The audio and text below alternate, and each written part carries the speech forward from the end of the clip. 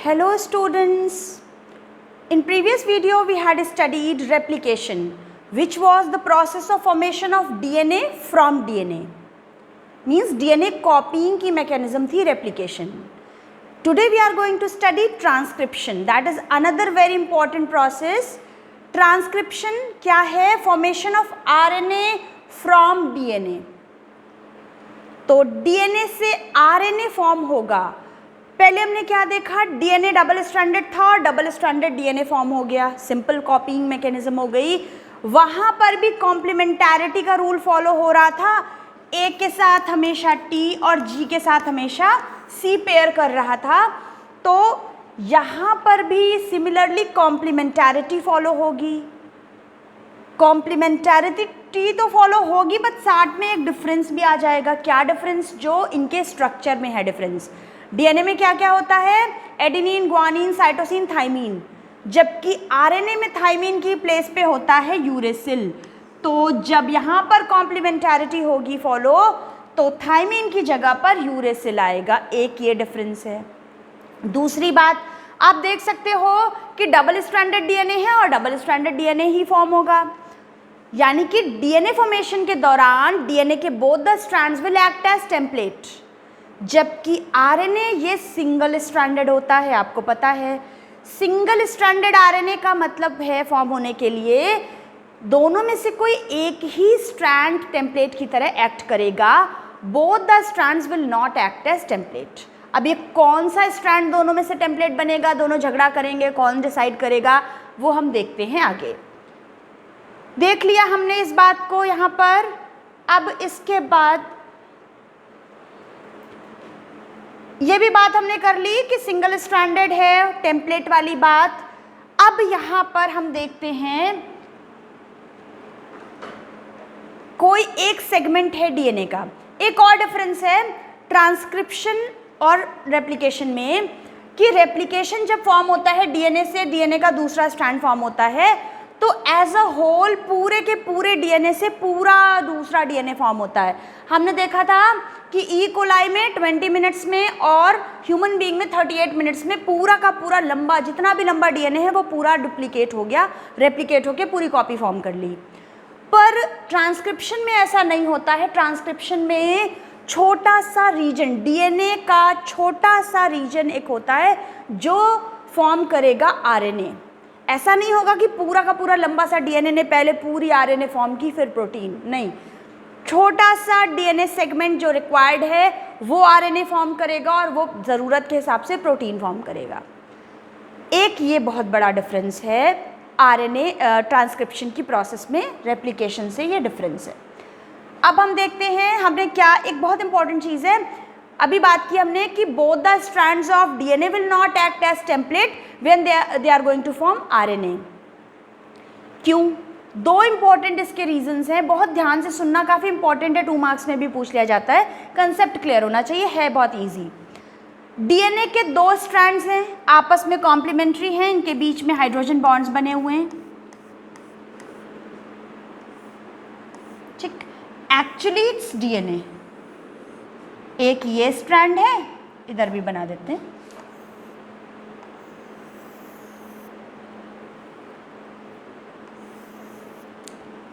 ये दूसरा स्ट्रैंड है.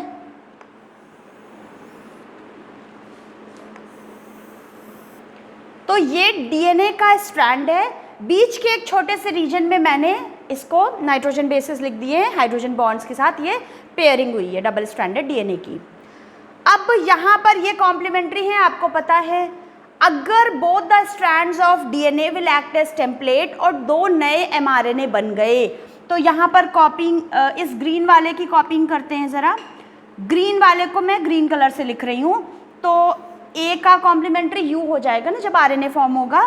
तो U A C G T A C G U A C form हो गया एक आरएनए. अगर इस स्ट्रैंड को कंसीडर करें तो क्या होगा? तो यहाँ पर दूसरा एमआरएनए बन जाएगा. लिख लेते हैं उसको भी, A U G C A U G C A U G. ठीक है, इसका अभी मैंने इसका कॉम्प्लीमेंट्री बनाया है। अगर both the strands of DNA will act as template for mRNA formation, तो 2 आरएनए फॉर्म हो जाएंगे। आगे जाके इस आरएनए को क्या करना है, प्रोटीन बनानी है।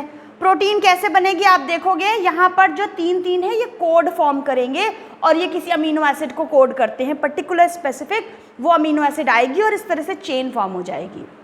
But here you can see ऊपर वाले में तो UAC आएगा, जबकि दूसरे आरएनए में AUG आएगा। तो एक ही डीएनए का सेगमेंट 2 अलग आरएनए फॉर्म कर रहा है, तो 2 अलग प्रोटीन्स बन जाएंगी। ये 2 आरएनए तो 2 अलग अलग प्रोटीन्स को कोड कर रहे हैं, क्योंकि इनका कोड जो सीक्वेंस है वो बिल्कुल डिफरेंट है। कॉम्प्लीमेंट्री का मतलब आइडेंटिकल नहीं है, कॉम्प्लीमेंट्री हैं। इट मीन्स ये तो बहुत बड़ी कॉम्प्लेक्सिटी क्रिएट कर देंगे। हमारे क्लास में ही अगर एक नाम के 2-3 बच्चे हो गए तो कितना कॉम्प्लिकेशंस हो जाते हैं, कितना कन्फ्यूजन हो जाता है।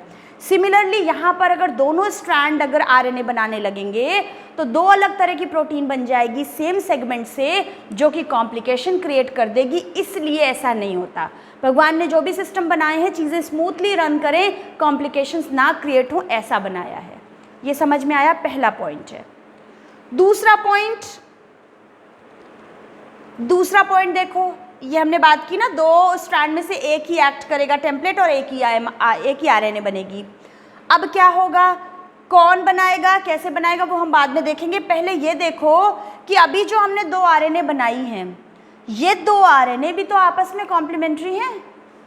अगर ये मैं अलग कलर लेती हूँ, ये दोनों आरएनए कॉम्प्लीमेंट्री हैं और ये दोनों कॉम्प्लीमेंट्री आरएनए, मैंने टी लिख दिया, सॉरी ये यू होगा। ये दोनों कॉम्प्लीमेंट्री आपस में पेयरिंग कर लेंगी, तब तो ये डबल स्ट्रैंडेड आरएनए फॉर्म कर लेगा। और जो आरएनए बनने का पर्पस था, इस आरएनए को, इस सिंगल स्ट्रैंडेड आरएनए को आगे जाके प्रोटीन फॉर्म करना है, वो प्रोसेस तो रुक जाएगी। हमारा पर्पस ही नहीं सॉल्व होगा, प्रोटीन ही नहीं बन पाएगी, तो इस आरएनए के बनने का फ़ायदा क्या हुआ। तो दोनों स्ट्रैंड अगर डीएनए के 2 आरएनए बनाएंगे जो कि आपस में कॉम्प्लीमेंट्री होंगे, तो ये कॉम्प्लीमेंट्री होने की वजह से डबल स्ट्रैंडेड आरएनए फॉर्म करेगी और ट्रांसलेशन की प्रोसेस हमारी रुक जाएगी। समझ में आ गए? दीज आर द 2 पॉइंट्स क्यों नहीं होते हैं डीएनए के दोनों स्ट्रैंड से 2 आरएनए की सिंथेसिस। अब हम देखते हैं 2 स्ट्रैंड में से एक्चुअली कौन टेम्पलेट की तरह काम करेगा, किस पे आरएनए बनेगा। वेरी इंपॉर्टेंट डायग्राम, बहुत सिंपल सी चीज़ है, ट्रांसक्रिप्शन यूनिट। आप ये डायग्राम आप इसे बोलोगे, आप तो बोलोगे सिंपल लाइंस ड्रॉ है 2, पर ये बहुत इंपॉर्टेंट सा डायग्राम है, बहुत पूछ लिया जाता है, बहुत एंगल से पूछा जाता है। मैं बताती हूँ अभी, बहुत ध्यान से इसको समझो। ट्रांसक्रिप्शन यूनिट क्या है? डीएनए के पूरे लंबा सा डीएनए है, बीच में एक छोटा सा सेगमेंट होगा। ये क्या है? यहाँ पर 3 रीजन्स होंगे। डीएनए के एक सेगमेंट में कुछ रीजन्स हैं 3, क्या क्या है? Promoter, structural gene and terminator. क्या क्या है? प्रमोटर नाम से लग रहा है ना, प्रमोट करना है। टर्मिनेटर रोक देना है, टर्मिनेट करना है। बीच में स्ट्रक्चरल जीन है। क्लियर है? बात किसकी कर रहे हैं? We are talking about DNA. तो डीएनए पे है ट्रांसक्रिप्शनल यूनिट, जहां पर आरएनए बननी है, छोटी सी एरिया में। तो शुरू करते हैं। डीएनए के 2 स्ट्रैंड्स हैं, उनकी ऑपोजिट पोलैरिटी होगी, एक 3 to 5 होगा, दूसरा 5 to 3 होगा। क्लियर बात है? जैसे जब डीएनए फॉर्म हुआ था वो एक डायरेक्शन में था, तो आरएनए फॉर्म होगा वो भी सिर्फ एक ही डायरेक्शन में फॉर्म हो सकता है। और वो डायरेक्शन क्या होगी? वो डायरेक्शन हमेशा वही होगी, चाहे डीएनए बने या आरएनए बने, the direction will always be 3 to 5। हमने बात की थी ना रेप्लिकेशन में, ऊपर से नीचे आना हमेशा आसान होता है, तो ये ऊपर से नीचे आएगा, गिरना आसान है। तो 5 to 3 डायरेक्शन में खुद चलेगा आरएनए जब बनेगा। तो जिस स्ट्रैंड की पोलैरिटी 3 to 5 है, वो strand will act as template. आप बोलोगे दूसरे का भी तो 3 to 5 हम कह सकते हैं, बट जो एक स्ट्रैंड जिसकी पोलैरिटी 3 to 5 है उसको हम कहेंगे टेम्पलेट स्ट्रैंड, क्योंकि यही बनाएगा अभी आरएनए। और जो इसका ऑपोजिट स्ट्रैंड है उसको हम कहेंगे कोडिंग स्ट्रैंड। कोडिंग बड़ा अजीब सी बात है, कोडिंग स्ट्रैंड हम कहते हैं। क्यों कहेंगे? ये कुछ भी कोड नहीं कर रहा है, फिर भी हम इसे कोडिंग स्ट्रैंड कहेंगे। क्यों कहेंगे? देखते हैं ज़रा, इस डायग्राम पे आओ। यहाँ पर ये टेम्पलेट है अगर, तो इसका कॉम्प्लीमेंट्री कौन सा है, ग्रीन वाला, ध्यान से देखो जरा, UAC सिमिलर है इसके, ACG U है यहाँ पर, बाकी देखो सेम है, ACG UAC। समझ में आई बात? जो mRNA हम बनाएंगे इस टेम्पलेट से, उसका सीक्वेंस तो बिल्कुल सिमिलर है दूसरे वाले स्ट्रैंड के, इसकी कोडिंग बिल्कुल सिमिलर है इस दूसरे सीक्वेंस से दूसरे वाले स्ट्रैंड के साथ, इसीलिए इसका नाम दिया गया है कोडिंग स्ट्रैंड। समझ में आई बात? दो it is not coding anything but still इसका कोडिंग सीक्वेंस सिमिलर है फॉर्म हुए आरएनए के साथ, इसलिए इसको कहते हैं कोडिंग स्ट्रैंड। समझ में आई बात? ये तो हो गया टेम्पलेट स्ट्रैंड, ये हो गया कोडिंग स्ट्रैंड। अब पोलैरिटी की बात हो गई, दो ये बड़े नाम हो गए। तीसरी चीज हम देखते हैं प्रमोटर, टर्मिनेटर और स्ट्रक्चरल जीन होते हैं। तो हमेशा स्ट्रक्चरल जीन बीच में है, प्रमोटर और टर्मिनेटर इधर उधर फ्लैंक करते हैं। कहाँ पर होते हैं? अब हम जो भी बात करेंगे वो कोडिंग स्ट्रैंड के रेफरेंस में बात करेंगे। कोडिंग स्ट्रैंड के 5 पे होता है promoter. P for promoter Hindi में बोलोगे अगर 5, प से 5, पा से प्रमोटर, ठीक है। तो कोडिंग के 5 पे होगा प्रमोटर, जबकि कोडिंग स्ट्रैंड के 3 पोजीशन पे होगा terminator, THREE 3, T for 3, T for terminator, याद रहेगा। 5 कोडिंग के 5 पे है प्रमोटर, कोडिंग के 3 पे है टर्मिनेटर। हो गई सारी लेबलिंग। ये ट्रांसक्रिप्शन साइट है, यहाँ से स्टार्ट होगा प्रमोटर से। अभी हम देखेंगे कौन सा एंजाइम है बड़ा इंपॉर्टेंट वाला जो यहाँ पर आके लगेगा और इस प्रोसेस को करेगा। अभी मैं बता देती हूँ एंजाइम बड़ा इंपॉर्टेंट है। जैसे डीएनए फॉर्म हो रहा है तो क्या एंजाइम है? DNA polymerase. जब आरएनए फॉर्म होना है मीन्स आरएनए का पॉलीमराइजेशन होना है, तो enzyme will be RNA polymerase. DNA dependent DNA polymerase था क्योंकि डीएनए से डीएनए फॉर्म हो रहा था। यहाँ पर डीएनए से आरएनए फॉर्म हो रहा है तो आरएनए पॉलीमरेज है, पर किससे बन रहा है? डीएनए से। तो डीएनए डिपेंडेंट आरएनए पॉलीमरेज, बहुत सिंपल नेम है, डीएनए डिपेंडेंट आरएनए पॉलीमरेज। हम इसकी बात बाद में फिर से भी करेंगे, अभी ये बात समझ में आ गई। एक चीज और हमने देखा, कोडिंग के रेफरेंस में हम बात कर रहे हैं प्रमोटर और टर्मिनेटर की। अगर प्रमोटर और टर्मिनेटर को हम चेंज कर दें, अगर हम इसको कर दें टर्मिनेटर और इसको कर दें प्रमोटर, तो क्या चेंज हो जाएगा?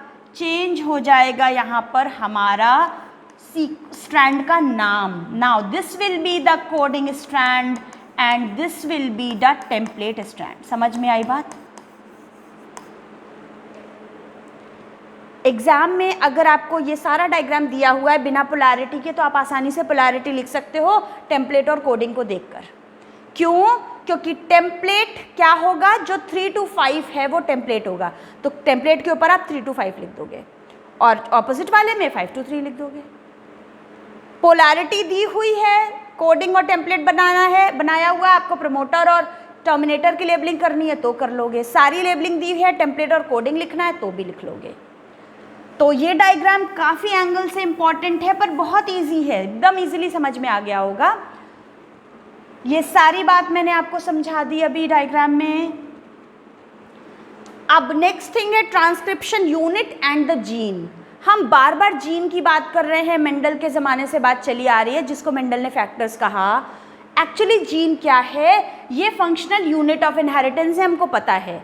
मीन्स वो फंक्शनल यूनिट है, वो सेगमेंट है डीएनए पे जो किसी कैरेक्टर को, किसी प्रोटीन को कोड करेगा।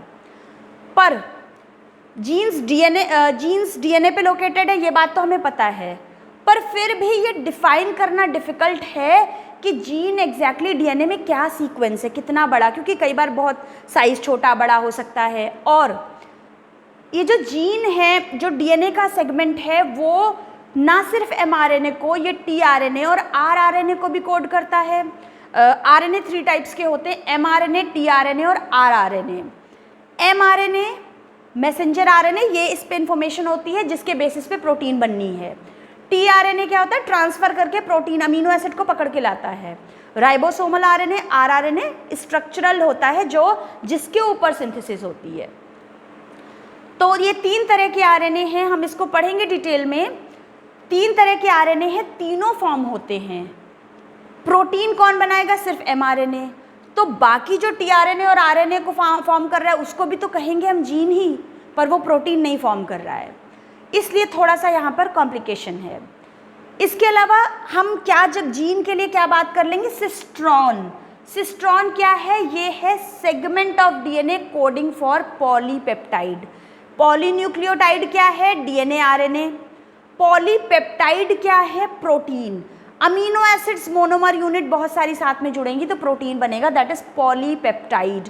तो प्रोटीन को कोड करने वाला डीएनए का सेगमेंट है सिस्ट्रॉन। फंक्शनल सेगमेंट, सिस और ट्रांस, सिस्ट्रॉन 2 वर्ड से मिलकर बना है। अब एक बड़ी इंपॉर्टेंट चीज़ है मोनोसिस्ट्रॉनिक एंड पॉलीसिस्ट्रॉनिक, यहीं पर देखते हैं पहले। Monocistronic and polycistronic. तो मोनो, एम फॉर मोनो से कुछ भी नहीं बनेगा, P for poly and P for prokaryotic, याद रखना है। पॉलीसिस्ट्रॉनिक क्या कंडीशन है, पॉलीसिस्ट्रॉनिक कंडीशन है जहां पर डीएनए का एक सेगमेंट, ये सेगमेंट है डीएनए का एक अकेला, और एक सेगमेंट डीएनए का कई डिफरेंट प्रोटीन्स को कोड कर सकता है, करेगा इनफैक्ट। तो 1 segment of DNA will code for many proteins और मैनी एंजाइम्स, ये है कंडीशन पॉलीसिस्ट्रॉनिक। एक ही सेगमेंट में कई फंक्शनल सेगमेंट्स हैं, जबकि तो यहां पर क्या होगा, एक ट्रांसक्रिप्शनल यूनिट के अंदर कई प्रोटीन्स बन जाएंगी, जबकि यूकैरियोटिक सेल्स में क्या होता है, मोनोसिस्ट्रॉनिक की कंडीशन होती है, जहां पर 1 सेगमेंट यानी कि 1 transcriptional unit will code for 1 protein. समझ में आ गई बात।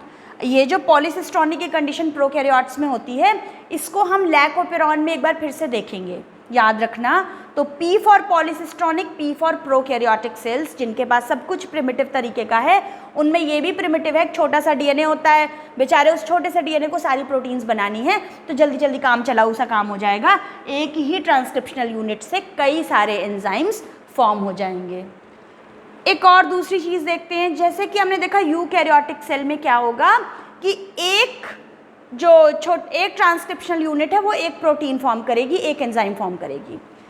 जो प्रोटीन बनी है वो आरएनए से बनेगी। ये आरएनए, ये तो फंक्शनल आरएनए है एक्चुअली जो प्रोटीन बनाएगा, पर बहुत लंबा सा डीएनए सेगमेंट प्रोटीन आरएनए बनाएगा। ये पूरा का पूरा आरएनए हमारे काम का नहीं है, इसमें बहुत सारे सेगमेंट्स हैं। डीएनए का वो सेगमेंट जो किसी प्रोटीन को कोड नहीं करेगा, किसी काम का नहीं है, वो है इंट्रॉन। कई बार नाम से ऐसा लगता है एक्सॉन एक्स्ट्रा वाले हैं, इंट्रॉन वो है जो इनकमिंग वाले होंगे, नहीं। क्या मीनिंग है, EX एक्सप्रेस्ड सीक्वेंस है, वो एक्सॉन है, ये फंक्शनल सेगमेंट्स हैं, ये यहाँ रहेंगे। ब्लू कलर के हैं एक्सॉन। एक्सॉन क्या है, ब्लू ही कलर से बनाती हूँ, तो पहले मैं इंट्रॉन्स लिख देती हूँ। इंट्रॉन्स क्या हैं, इंट्रॉन्स हैं इंटरफेयरिंग या इंटरवेनिंग सेगमेंट्स हैं, इंटरवेनिंग सेगमेंट्स हैं, इंटरफेयरिंग सेगमेंट्स हैं, ओहो इंटरवेनिंग सेगमेंट्स हैं, ये डिस्टर्ब करने वाले सेगमेंट्स हैं, इंटरफेयरिंग सेगमेंट्स हैं। इनका रिमूवल हो जाएगा, निकाल के बाहर कर दिए जाएंगे, रेड वाले यहाँ नहीं बचे हैं। एक्सॉन एक्चुअली हैं एक्सप्रेस्ड सीक्वेंस, जिनका हमको काम है, जिन्हें आगे एक्सप्रेस होना है। Exons are actually expressed sequence, ऐसे याद रखोगे प्लीज़। आप एक्स्ट्रा नहीं मानोगे, आप इसको एंट्री वाला नहीं मानोगे, ठीक है। तो एक्सॉन्स एक्सप्रेस सीक्वेंस हैं, काम के हैं, ब्लू वाले हैं। बेकार वाले रेड वाले जिन्हें एक्सप्रेस नहीं होना है, सिर्फ प्रोसेस को इंटरवेन करने आए हैं, डिस्टर्ब करने आए हैं, इंटरफेयर करने आए हैं, उनका रिमूवल हो जाएगा यहाँ पर, इस आरएनए से इनको हटा दिया जाएगा और फिर यहाँ बनेगा हमारा फंक्शनल आरएनए। इस प्रोसेस को हम पढ़ेंगे आराम से डिटेल में, स्प्लाइसिंग की प्रोसेस कहते हैं इसको हम पढ़ेंगे बाद में। तो अभी हमने ये देख लिया एक्सॉन और इंट्रॉन्स के बारे में। This is all about transcriptional unit. In next video, we'll study in detail this process of transcription. Till then, stay safe, stay healthy. Thank you.